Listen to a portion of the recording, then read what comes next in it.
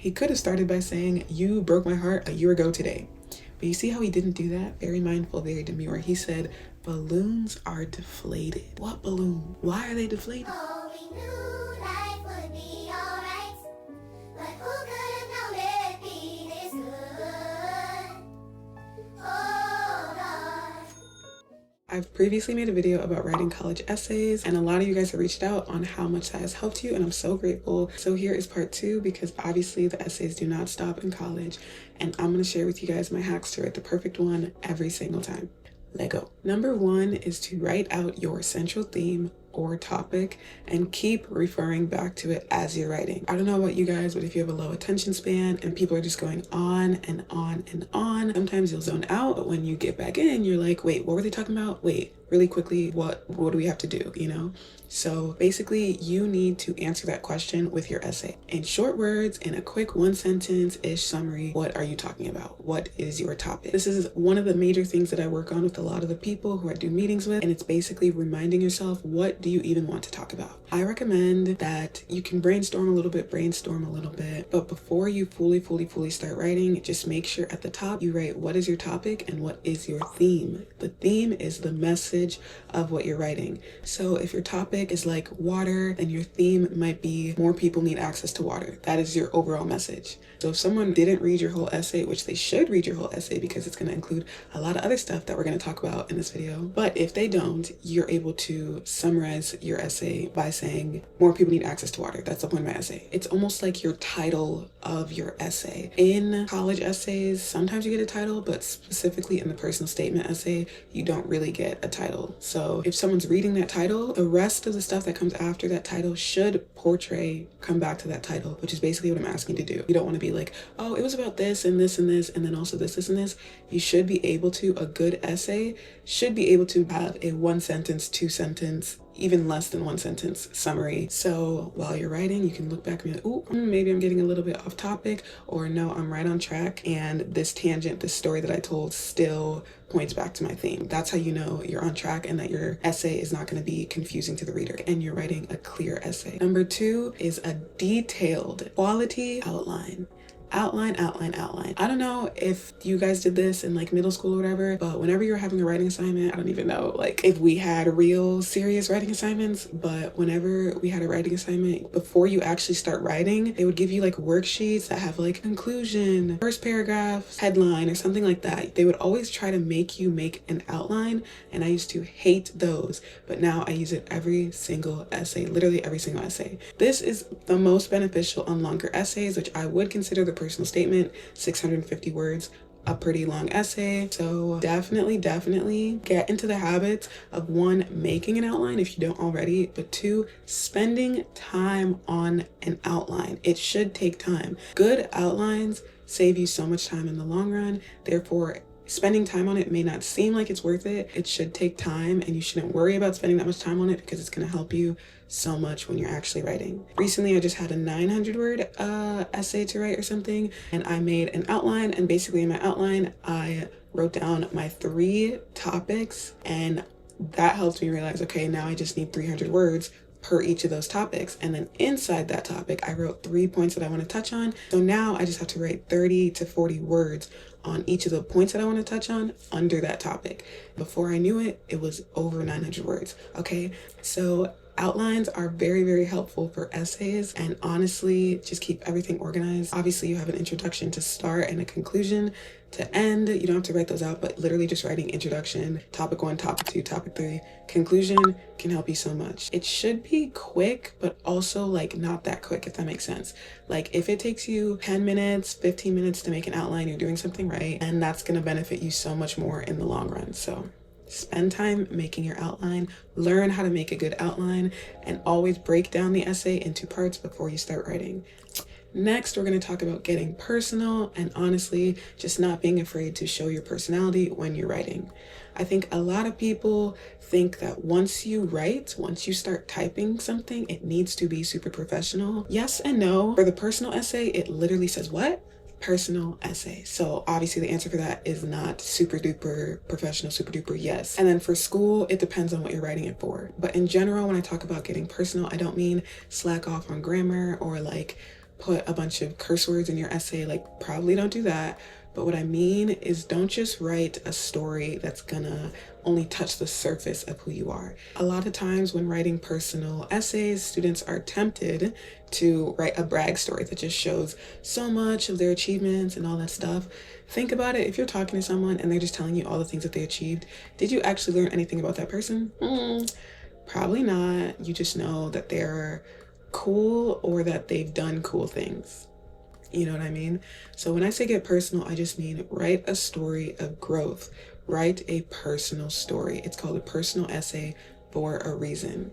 A conversation of someone just bragging versus a conversation of someone telling you what they went through and how they overcame that and learned from that is going to tell you so much more about the person. And it's going to be a lot more interesting to read than just a brag story or a story that says, I did this and this and this, won this many medals, I'm cool, accept me, you know? Next, we're going to talk about using figurative language or figures of speech in your essays. This you're going to use for the rest of your life. You're going to need to know how to do this for the rest of your life if you want to be a good writer. So for this, when you're actually writing, you want to not think necessarily about, oh, what can I do to make this essay a lot more interesting, but also low-key think, what can I do to make this essay a lot more interesting, if that makes sense. Don't do it in a fake way, but see how you can spice up your essay here and there, right? And one of the main ways to do it is using figurative language. And it says that figurative language is a way of using words to create meaning that goes beyond the literal meaning, okay? Now, I don't want you guys to think that's boring, oh my gosh, similes, metaphors, and all that stuff. It could be really fun, and also we use it every single day. Think about culture, think about slang. If someone says, yo, it's mad brick outside, then that's a way of saying it's cold. It tells you a lot more. It's a lot more interesting than just saying it is cold, you know? So because we can just gather so much information by the way someone expresses themselves and the way people use words, that's why you guys need to be including more figurative language in your essays. So I've made shorts on this, I've made TikToks on this, on different types of figurative language, similes, metaphors, imagery, personification, and I can make a whole nother video if you guys are interested on breaking down each of those and like when you should use it, how you should use it, blah, blah, blah. But basically, get a little creative when you're writing. Let's say you got 2 hours of sleep and that's what you were writing about. Instead of just saying, I'm really tired, say, those 2 hours of sleep caught up to me. Those 2 hours of sleep came after me. That lack of sleep came after me. You see, now you're talking about hours of sleep running after you. It's more interesting. It's more colorful than just, I didn't get enough sleep. Let's say you're talking about being late to an event or something. Instead of just saying, oh, I was late, let's say maybe you drive, maybe you bike. Let's say my bike was crawling to this event and I ended up being 4 minutes late, or my car, the traffic was preying on my downfall. You see, now traffic is preying on your downfall. That's interesting. There's so much more to it than just saying I was late. So don't forget that you can say something a normal way, but you don't have to. And people often don't in slang and culture, all different ways, you know? So use figurative language. Don't be afraid to spice up your words, spice up your sentences, use similes, use allusions. Allusions are really fun because you could be like, she tricked me like Eve or something, you know, alluding to Adam and Eve. Allusions are fun because you get to pull from culture. If everyone's in the same culture and everyone knows what Adam and Eve was, then that's a good allusion to use. Okay, so I can make a video on using them, how to use them, when to use them, why you should use them, and like give a lot of examples. I think they're super fun and super great to use with writing. So let me know if you'd like that. But yes, this point is just use figurative language, allusions, similes, metaphors. There's so much to use. Do not just always say things exactly as they are, because we're smarter than that. So we get to tap into like little fun ways of saying things. Next, we're going to talk about setting the scene. Very, very, very, very important. Setting the scene. Love this topic. Game changer for sure with writing your essays. And the example that I'm going to use for this is Giveon's song, Heartbreak Anniversary. Now, in this song, if you don't know the song, play it on your own time. I don't know. It has a lot of views, so if you don't know the song, then wow. But in this song, he's talking about the anniversary of a heartbreak, right? He could have started by saying, it's this time of year again when you broke my heart. He could have started by saying, you broke my heart a year ago today. But you see how he didn't do that? Very mindful, very demure. He said, balloons are deflated. What balloon? Why are they deflated? Not talking about him, talking about the scenery. balloons. There's balloons now in the setting we know. There's balloons somewhere and they are deflated. Guess they look lifeless like me. I'm trying to remember the lyrics. Guess they look lifeless like me. Now we know that he also is deflated, just like these balloons that are right next to him or something like that. We miss you on your side of the bed. Now we know balloons are deflated somewhere in the corner. He's also deflated, not feeling good. And he's also in a bed all by himself. You see how he's painting the scenery? He's not even telling us what's going on. He's painting the scenery. That's storytelling, okay? That's artistry right there. But forget about the song. We need to do the same thing in our essays. It's like the who, what, where, when type of mentality. What's going on? When you look around, what do you see? What do you hear? What do you smell? The senses paint the scene, okay? Next in the line, he says, we still got your things here. Now we know that her things are still in the setting too. You see how it's getting deeper and deeper. The setting is becoming really interesting, right? We see him, but we also see everything that's around him. Balloons, an empty bed, her clothes, and stuff like that, you know? Don't be afraid, and also use the superpower of setting the scene when you're writing your essays.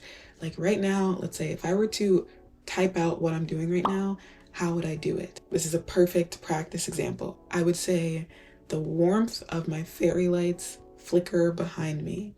My fairy lights are not flickering, but one, you know that my fairy lights are on because I said warmth, and then you know that I have fairy lights around me, okay? That's like an example. If I say they share space with the posters that I've had since freshman year.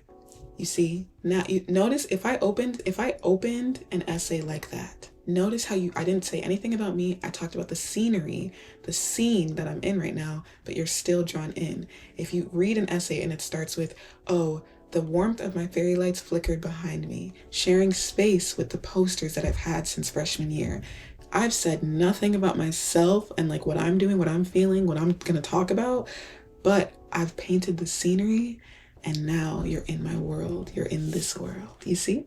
Heartbreak Anniversary by Giveon is a perfect example of him doing that, because he almost never said that this is the anniversary of a heartbreak, but he told us everything we need to know. It eats down. So basically this point is to pay attention when you're writing. Pay attention to what you see around you, what you smell around you, what you hear around you. Paint the scenery, okay? Lastly, this is just a quick tip, but it is that getting inspo is okay, if not really important. So here's what I mean, because getting inspo can sometimes be a little risky in terms of your creativity. You don't want to convince yourself that that's the right way, that's the way you have to do it. But I personally do believe that getting inspo is very important. But when you get inspo, there are a couple things you should be paying attention to. Not writing just like them, but basically if you're seeing someone's essay, you're seeing this is the essay that got accepted, let me just read it. So when you read it, notice you should just see one, what topic did they write about? What category of topic, what category of vibe did they give? Was it super professional? Was it about sports? Was it about like a hobby, an achievement? See things like that. So generalize the topic, generalize the style, generalize the idea, and kind of give yourself just a stepping stone into writing. Because when you write, there's so many possibilities of what you can do. I know that for one college essay supplemental to Stanford, I believe, one person just wrote Black Lives Matter, Black Lives Matter, Black Lives Matter over and over again.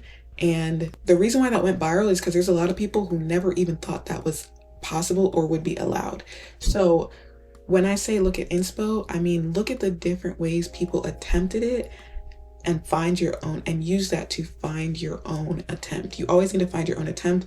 Please don't copy or use someone else's essay or someone else's vibe, because it just won't be authentic to you.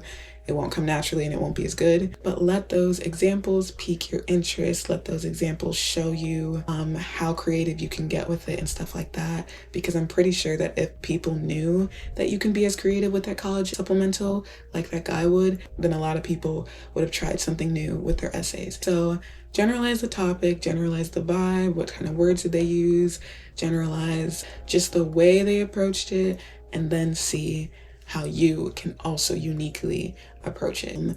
It's literally kind of like getting inspiration from Pinterest. You go on Pinterest, you see a girl with a really cute like necklace and like rings, Obviously, you're not going to go out and buy the same exact rings and necklace. Why would you do that? And even if you do try to do that, good luck finding the exact same thing, baby. It's not going to be the exact same thing. You see what I mean? So yes, basically, I recommend no matter what essay you're starting, whether you're writing like a dissertation, whether you're writing like an essay for school, usually you can ask or they'll give you examples of people who've done it before, just so you can understand what they expect. This is just so you can understand what they expect, not for copying or like imitation purposes, because we don't do that over here. Easy ways, or literally the way that I looked for examples, was going on College Essay Guy. He had literal examples of every single question for a majority of the colleges, I think, and those helped me so much. That's literally what I did. You see, you have to understand the assignment. You can't be writing if you don't understand the assignment. Okay, so that is it for this video. I hope you guys enjoyed this so much and that it helped you a lot, whether you're just writing a college essay or you're writing your college application. Comment down below something that you learned new, or something that you've already done, or something that you've used and realized how much it helped you. And once again, I'm gonna point out the link in my bio where you can schedule one-on-one meetings with me if you have an essay you're writing, if you just want to become a better writer and want to learn how to use all the figurative language, similes, imagery that I've mentioned, or if you want me to review college essays. All of that is in my link below and you can schedule a meeting with me. Okay, that is it. Thank you guys so much for watching again, and I hope to see you next time.